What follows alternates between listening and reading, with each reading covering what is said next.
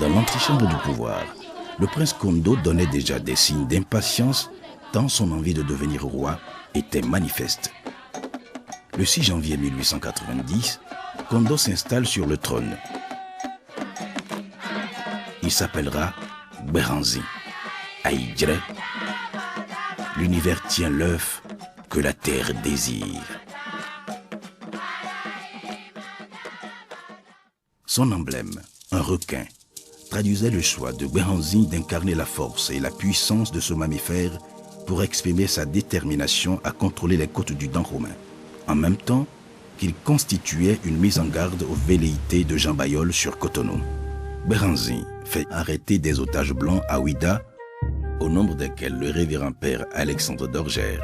Ces prisonniers seront conduits et internés à Abomey. Le 3 mars 1890, des guerriers aboméens attaquent les troupes françaises à Zobo, à la lisière nord de Cotonou.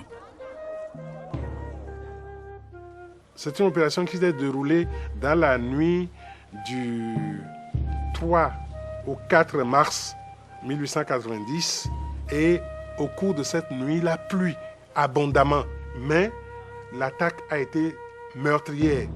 Benzin a placé des milliers d'hommes en armes dans les buissons et autres tout autour de Goudoumé. Et lorsque la marine française longeait le lac Nokoué, eh bien, ils ont été attaqués par surprise par des milliers d'hommes de Benzin. Ça a été une victoire sanglante.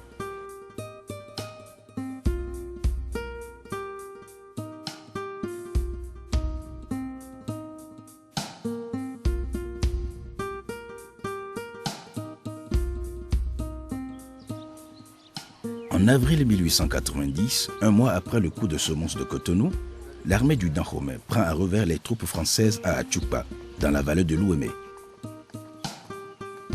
La bataille a été rude.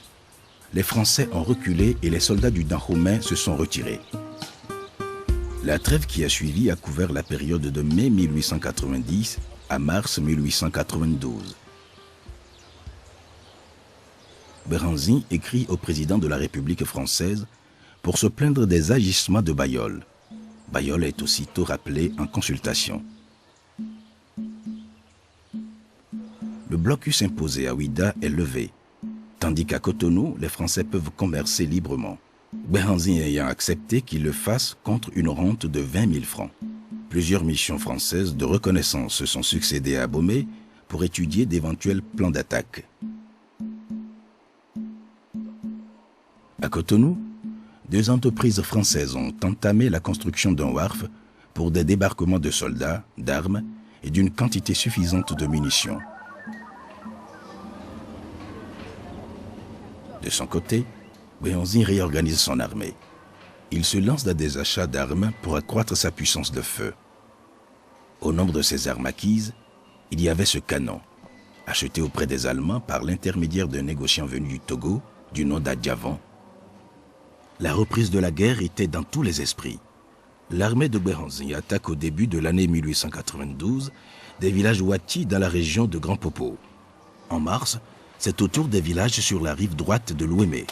Pour s'en convaincre, le gouverneur Victor Ballot remonte l'Ouémé à bord de la Topaze, une canonnière.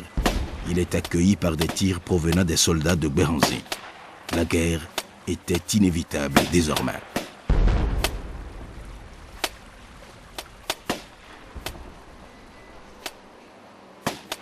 Pour conduire les opérations, la France a dépêché à Cotonou le colonel Alfred Amédée Dodd, un ancien de l'école militaire de Saint-Cyr. Sa mission est claire, conquérir le Dahomey, quoi qu'il en coûte. L'armée française, renforcée par des soldats de la Légion, bloque la côte et coupe ainsi à Gberanzi tout ravitaillement en armes.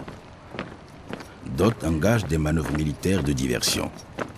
Il lance une série d'opérations contre les positions occupées par les soldats du Dahomey.